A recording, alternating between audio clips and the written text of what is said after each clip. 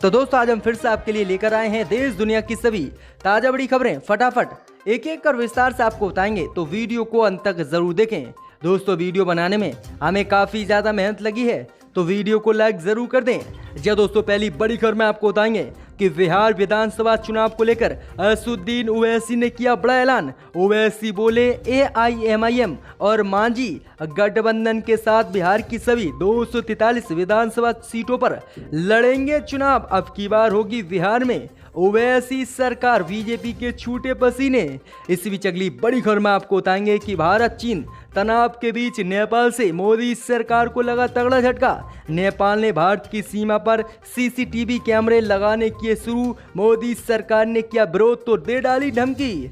इसी बीच अगली बड़ी खबर में आपको बताएंगे कि आजम खान की फिर बड़ी मुश्किलें, 69 मामलों में से 65 में चार्जशीट दाखिल, जल्द नहीं होगी आजम खान की जमानत, सालों रह सकते हैं आजम खान जेल में। इसी बीच अगली बड़ी खबर में आपको बताएंगे कि राहुल गांधी ने एक बार फिर से बीजेपी और मोदी पर बोला हमला। वहीं बीजेपी और प्रधानमंत्री मोदी को बताया काला अंग्रेज, कहा पहले गोरे अंग्रेजों ने देश को लूटा, लेकिन अब देश को लूट रहे हैं काले अंग्रेज, अब इनके खिलाफ लड़ना होगा लड़ाई। तो दोस्तों इसी बीच अगली बड़ी खबर में आपको बताएंगे कि गृह मंत्री अमित शाह कोरोना से हुए ठीक, कोरोना की रिपोर्ट आई अमित शाह की निगेटिव। वहीं तबलीगी जमात को देश में कोरोना फैलाने का अमित शाह ने बताया था जिम्मेदार। इस बीच अगली बड़ी खबर में आपको बताएंगे कि राम मंदिर के खिलाफ बयान देने पर सपा सांसद शफीकुर रहमान के खिलाफ भाजपा नेता पहुंचे थाने, दे डाली तहरीर, कहा शफीकुर रहमान को भेजो जेल, ये है सबसे बड़ा देशद्रोही। इस बीच अगली बड़ी खबर में आपको बताएंगे कि गुजरात पहुंचे बीजेपी के विधायकों ने गहलोत सरकार पर लगाया बड़ा आरोप, कहा मानसिक तौर पर कर रही है राजस्थान में कांग्रेस परेशान, इसलिए आए हैं गुजरात। इस बीच अगली बड़ी खबर में आपको बताएंगे कि राम मंदिर निर्माण के लिए 1 कुंटल सोना चांदी मिला। वहीं आपको बता दें कि 30 करोड़ का राम मंदिर निर्माण के लिए आ चुका है देश से चंदा। तो दोस्तों सभी खबरों को विस्तार से आपको बताएंगे, तो वीडियो को अंत तक जरूर देखें। इसी बीच बढ़ते दोस्तों पहली बड़ी खबर की ओर, जो बिग ब्रेकिंग न्यूज सामने निकल कर आ रही है कि बिहार विधानसभा चुनाव को लेकर असदुद्दीन ओवैसी ने किया बड़ा ऐलान। असदुद्दीन ओवैसी की पार्टी और मांझी गठबंधन के साथ बिहार में सभी 243 विधानसभा सीटों पर लड़ेंगे चुनाव। अब की बार होगी बिहार में ओवैसी सरकार। जी दोस्तों आपको बता दें, ये बिग ब्रेकिंग न्यूज सामने निकल कर आ रही है कि बिहार विधानसभा चुनाव को लेकर AIMIM पार्टी ने जो है पूर्व मुख्यमंत्री और हिंदुस्तानी आवाम मोर्चा के राष्ट्रीय अध्यक्ष जीतन राम मांझी की पार्टी के साथ गठबंधन करने का ऐलान कर दिया है। जी दोस्तों आपको बता दें कि जिसके बाद बीजेपी और महागठबंधन की मुश्किलें और बढ़ती नजर आ रही हैं। जी दोस्तों आपको बता दें कि जीतन राम मांझी जो फिलहाल महागठबंधन का हिस्सा हैं, उन्हें गठबंधन में कोई तवज्जो नहीं मिल रहा है। इसी कारण उन्होंने AIMIM पार्टी के साथ गठबंधन कर बिहार विधानसभा चुनाव लड़ने का ऐलान कर दिया है।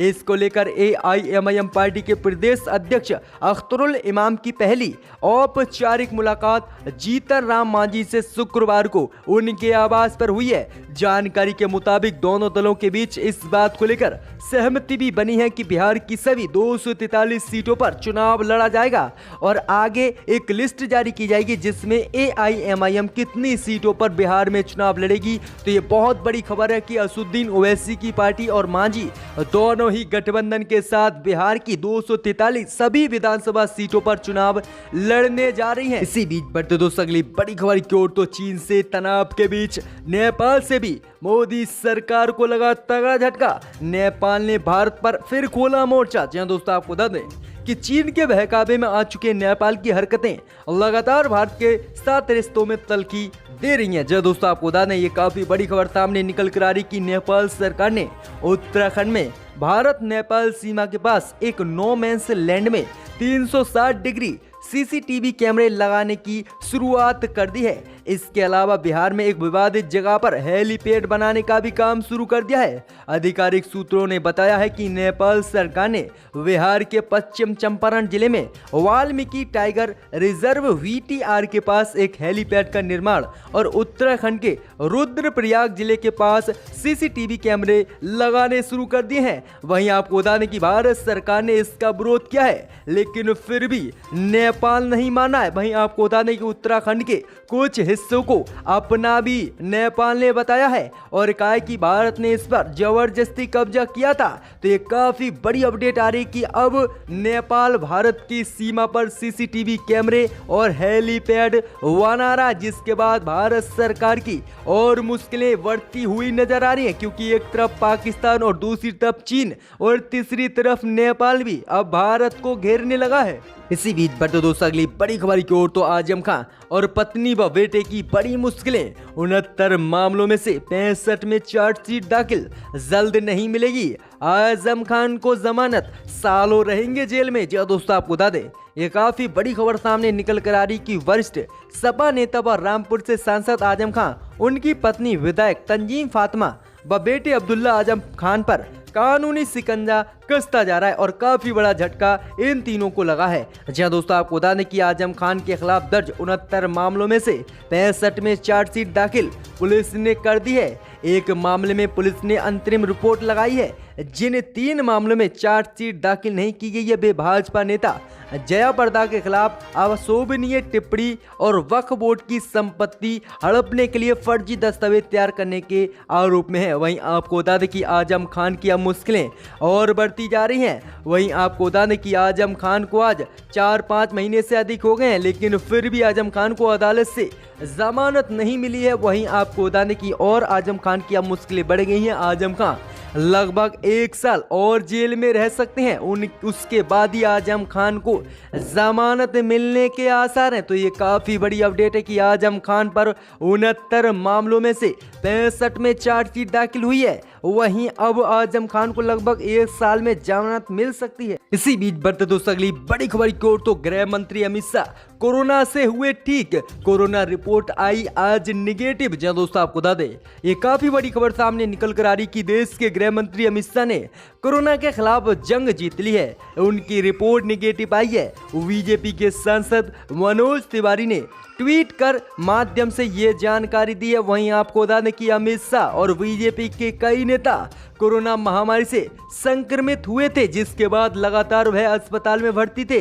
वहीं आपको बता दें कि बीजेपी और गृह मंत्री अमित शाह ने कोरोना देश में फैलाने के लिए तबलीगी जमात को जिम्मेदार ठहराया था, लेकिन खुद गृह मंत्री अमित शाह इससे संक्रमित हो गए। क्या गृह मंत्री अमित शाह कौन सी जमात में गए थे, ये देश की जनता को अब जंग जीतने के बाद बताएं। तो ये काफी बड़ी अपडेट है कि गृह मंत्री अमित शाह कोरोना से ठीक हो गए और उनकी रिपोर्ट आज निगेटिव आई है। इसी बीच बढ़ते दोस्तों अगली बड़ी खबर की ओर तो राहुल गांधी ने एक बार फिर से बिना नाम लिए बीजेपी पर बोला हमला। प्रधानमंत्री मोदी और बीजेपी नेताओं को बताया काला अंग्रेज, कहा अन्याय के खिलाफ लड़ो, डरो मत। वहीं काले अंग्रेज भारत छोड़ो आंदोलन। जहां दोस्तों आपको बता दें कि कांग्रेस के पूर्व अध्यक्ष राहुल गांधी ने भारत छोड़ो आंदोलन की वर्षगांठ पर राष्ट्रपिता महात्मा गांधी को याद कर कहा कि अन्याय के खिलाफ हमेशा मजबूती से खड़ा रहना चाहिए। उन्होंने बापू के दे नारे करो या मरो को वर्तमान के हिसाब से नए मायने देने की बात कही है।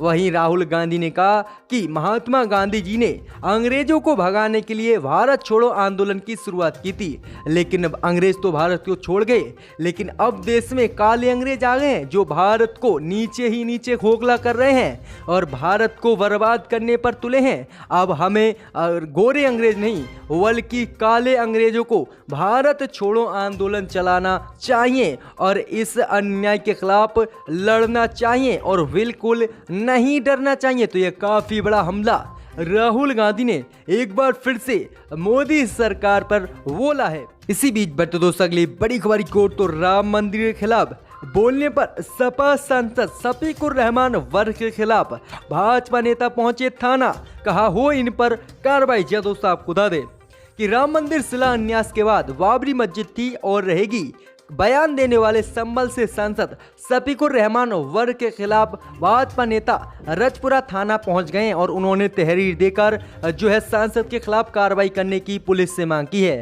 हालांकि पुलिस ने अभी केस दर्ज नहीं किया है। वहीं भाजपा नेता ने मांग की है कि सांसद ने ना सुप्रीम कोर्ट के आदेश की अवहेलना की है तथा सांप्रदायिक सौहार्द बिगाड़ने की भी कोशिश की है। वे चाहते हैं कि केस दर्ज होकर सांसद शफीकुर रहमान के खिलाफ कार्रवाई हो, क्योंकि उन्होंने राम मंदिर और बाबरी मस्जिद के नाम पर देश में दंगा कराने की साजिश रची और विवादित बयान दिया है। तो देखते हैं आगे बीजेपी क्या कार्रवाई करती है सपा सांसद पर। इसी बीच बढ़ते दोस्तों अगली बड़ी खबर की ओर तो गुजरात पहुंचे बीजेपी विधायकों का अशोक गहलोत सरकार पर बड़ा आरोप।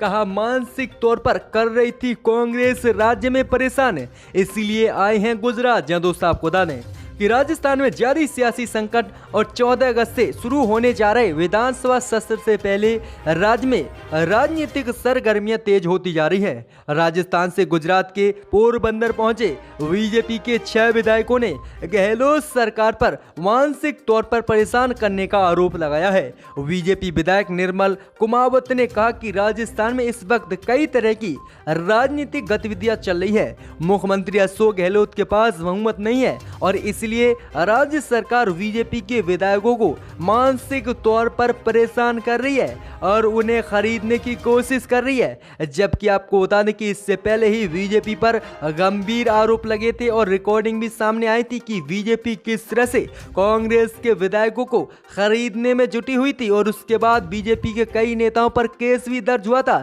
लेकिन अब बीजेपी के विधायकों ने ही उन पर राजस्थान की कांग्रेस सरकार पर परेशान करने और विधायक खरीदने का आरोप और अल्पमत में सरकार होने का लगाया है। देखते हैं आगे क्या इसमें अशोक गहलोत जवाब देते हैं। इसी बीच बढ़ते दोस्तों अगली बड़ी खबर की ओर तो राम मंदिर निर्माण के लिए सौंपा गया 1 कुंटल सोना चांदी, जाने किसने दिया दान। जी दोस्तों आपको बता दें कि श्री राम जन्मभूमि तीर्थ क्षेत्र ट्रस्ट के अध्यक्ष महंत नितिन गोपाल दास ने शनिवार को 1 कुंटल सोना चांदी और पैसे राम मंदिर ट्रस्ट को सौंप दिए हैं। महंत नितिन गोपाल दास को राम भक्तों ने बीते 1 महीने में ये सोना चांदी और पैसे दान में दिए थे। महंत नितिन गोपाल दास ने ट्रस्ट के महासचिव चंपत राय को 1 कुंटल सोना चांदी और पैसे सौंप दिए हैं। बता दें कि रामलला की आधारशिला रखने से पहले ही राम भक्तों द्वारा राम मंदिर ट्रस्ट के अध्यक्ष और महासचिव के पास सहयोग की राशियां मिलने लगी थी। अब तक राम मंदिर ट्रस्ट को तकरीबन 30 करोड़ रुपया व कई टन सोना और चांदी दान में मिल चुके हैं। तो ये काफी बड़ी अपडेट है कि राम मंदिर निर्माण से पहले ही कई कुंटल सोना चांदी राम मंदिर के लिए मिल गया है। इसी बीच बढ़ते दोस्तों अगली बड़ी खबर की ओर तो राजनाथ सिंह ने किया आज बड़ा ऐलान। 101 रक्षा उपकरणों के आयात पर लगाई रोक, देसी कंपनियों को मिलेंगे 4 लाख करोड़ के ठेके। जब दोस्तों आपको बता दें कि रक्षा मंत्रालय ने आत्मनिर्भर भारत अभियान को तेजी देने के लिए रक्षा मंत्री राजनाथ सिंह ने आज मंत्रालय के 101 आइटम्स की लिस्ट तैयार की है, जिसके आयात पर आज मोदी सरकार ने रोक लगा दी है। इस लिस्ट में सामान्य पार्ट्स के अलावा कुछ हाई टेक्नोलॉजी वेपन्स सिस्टम भी शामिल हैं। एक नेगेटिव आर्म्स लिस्ट तैयार हुई है, जिसके तहत कुछ वेपन्स सिस्टम प्लेटफॉर्म्स के आयात पर बैन लगाया गया है ताकि घरेलू उत्पाद बढ़ाया जा सके। वहीं आपको बता दें कि इसमें कई ऐसी चीजें हैं जो काफी भारत के लिए महत्वपूर्ण है, उन सभी पर प्रतिबंध आज मोदी सरकार ने लगा दिया है। अब भारत में ही ये सारी चीजें बनेंगी। में आकर अपनी बात को रखने का